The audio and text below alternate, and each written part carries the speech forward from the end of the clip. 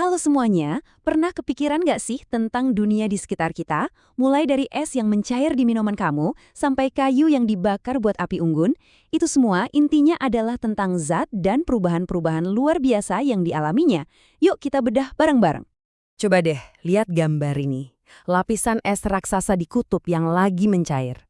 Ini bukan cuma soal isu lingkungan loh. Ini tuh contoh perubahan zat paling dahsyat yang terjadi di planet kita. Dan yang luar biasa, fenomena sebesar ini sebetulnya dimulai dari hal-hal super kecil. Dari partikel-partikel yang bahkan nggak bisa kita lihat. Oke, biar kita benar-benar paham, kita harus mulai dari fondasinya dulu nih, yaitu partikel-partikel super kecil yang jadi blok pembangun buat segala sesuatu di alam semesta. Jadi, apa sih zat itu sebetulnya? Gampangnya gini deh, zat itu apapun yang punya massa dan butuh ruang. Meja di depan kamu, air yang kamu minum, bahkan udara yang kita hirup sekarang ini, itu semua adalah zat. Nah, zat ini bisa punya 3 wujud utama, padat, cair, dan gas. Anggap aja ini kayak 3 kepribadian yang beda dari partikel yang sama. Semua tergantung gimana mereka tersusun dan seberapa banyak energi yang mereka punya. Kalau dalam wujud padat, partikel-partikelnya itu rapi banget, kayak tentara lagi baris berbaris. Mereka tersusun rapat, teratur, dan cuma bisa getar-getar di tempat. Nah, inilah yang bikin benda padat itu punya bentuk yang tetap dan kokoh. Beda lagi ceritanya kalau zat cair. Partikelnya sih masih deketan, tapi udah nggak serapi tadi.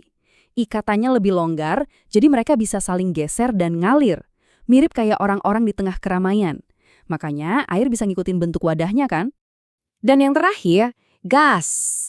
Wah, kalau di sini partikelnya itu bebas banget. Mereka punya banyak sekali energi, jadi posisinya saling berjauhan, dan mereka gerak ke sana kemari dengan cepat dan acak. Coba bayangin uap dari teh panas atau udara di dalam balon. Nah, itu dia. Oke, sebentar. Kita jeda dulu buat mikir. Waktu kamu lagi masak air, kan suka ada gelembung-gelembung tuh yang naik ke atas. Nah, gelembung itu wujudnya apa coba? Cair, padat, atau gas? Jawabannya adalah gas. Betul banget. Itu tuh air yang udah berubah wujud jadi uap gara-gara panas.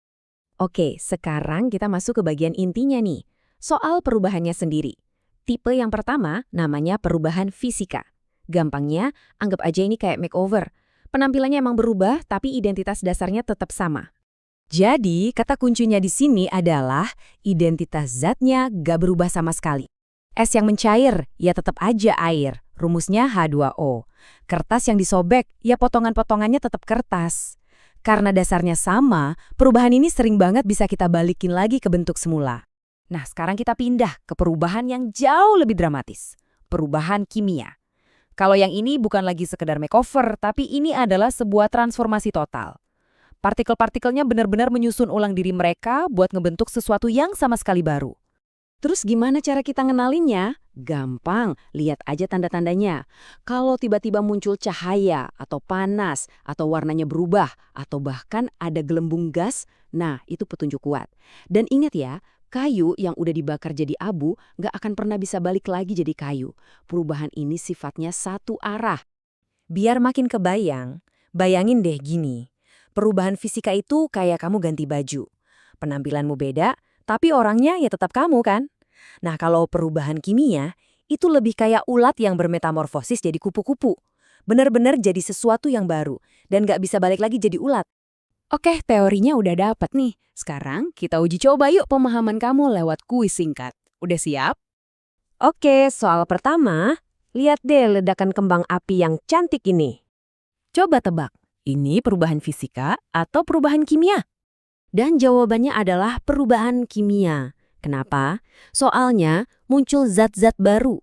Ada cahaya yang terang, ada panas yang kita rasain, dan ada gas yang bikin ledakannya terjadi.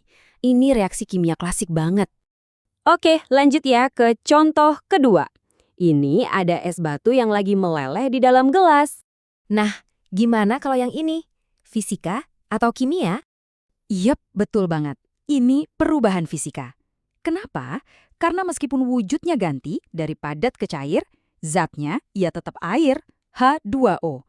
Gak ada zat baru yang terbentuk sama sekali.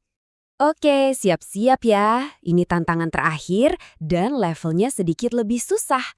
Bayangin ada lilin yang nyala di atas meja. Lama-lama lilinnya kan makin pendek, terus ada lelehan lilin di bawahnya.